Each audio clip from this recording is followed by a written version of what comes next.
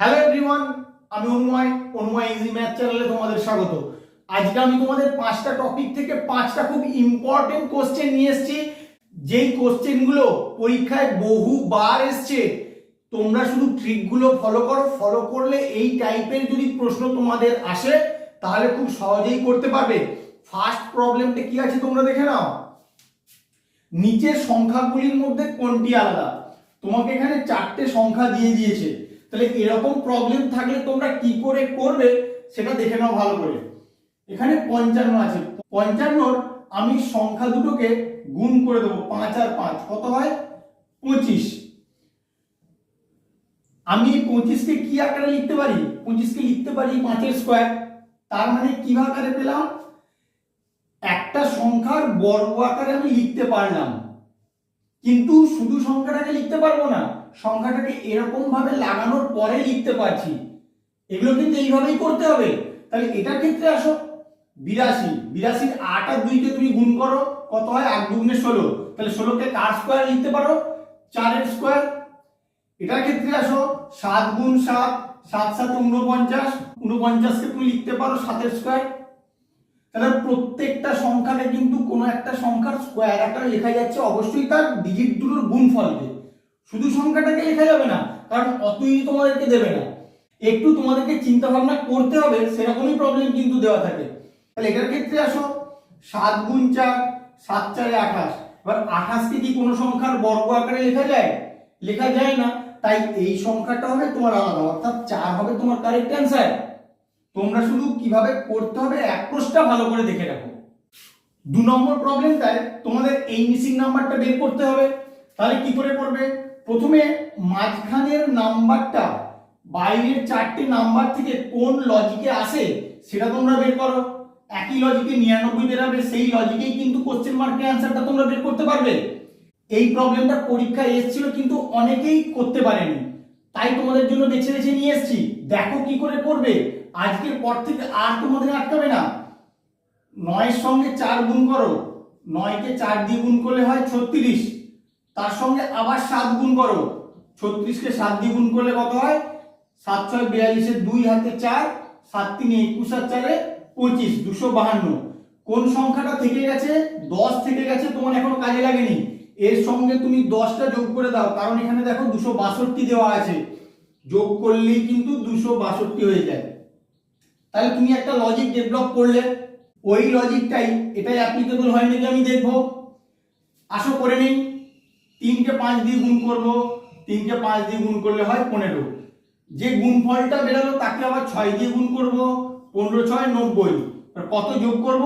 যেটা পড়ে আছে অবশিষ্ট, অর্থাৎ এই কর্নারের এলিমেন্টগুলো আমি যোগ করছি। যোগ করলে কত হবে? 99। তোমার মিডিলে দেখো 99 আছে। তাহলে লজিক তুমি পেয়ে গেলে, এই লজিকেই তুমি এই কোশ্চেন মার্কের অ্যান্সারটা বের করতে পারবে। গুণ করো 7 কে 8 দিয়ে, 7 গুণ 8 সমান 56। তাকে আবার 10 দিয়ে গুণ করব, গুণ 10 সমান 560। এর পরবর্তী কাজ, বাকি যে এলিমেন্টটা আছে অর্থাৎ 13, 13 এর সঙ্গে যোগ করে দাও। 13 যোগ করলে কত হবে? 573।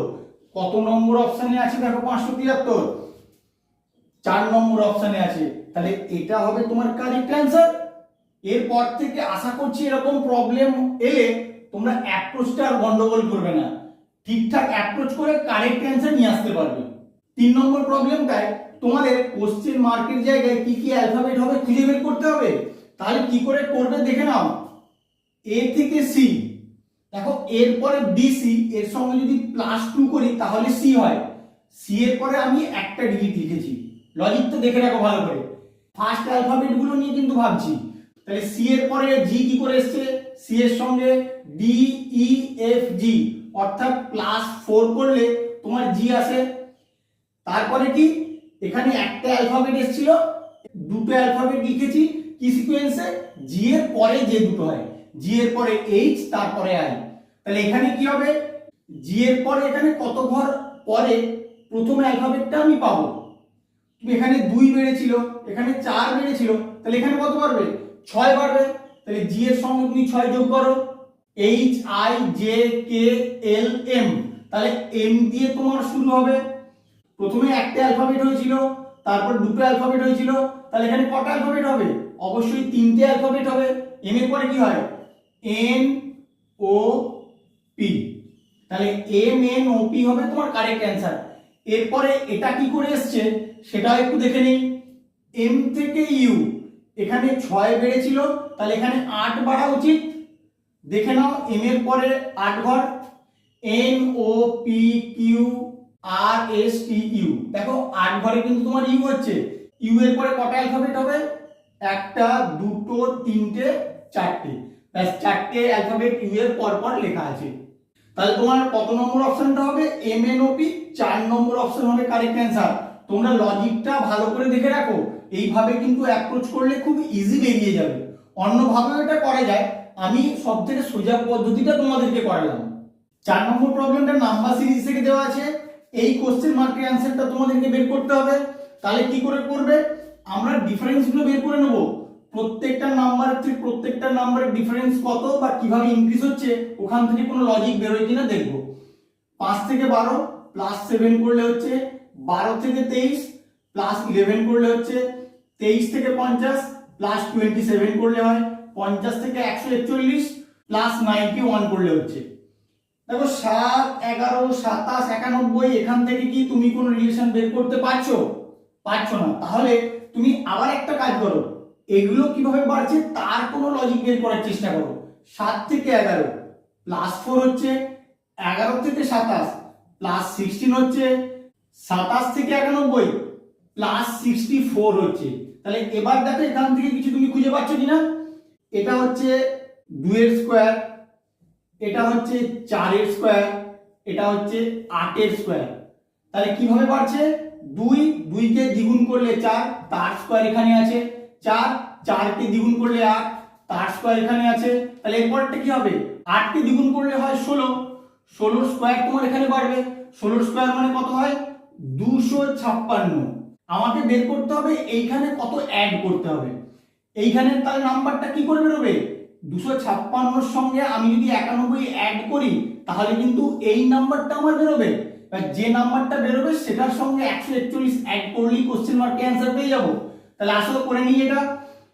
256 সঙ্গে 91 অ্যাড করি, 6 আর 1 7, 5 9 5 14, 4 হাতে 1, 2 আর 1 3, 347। এই 141 এর সঙ্গে 347 অ্যাড করে দাও, তাহলেই তোমার অ্যান্সার চলে আসবে।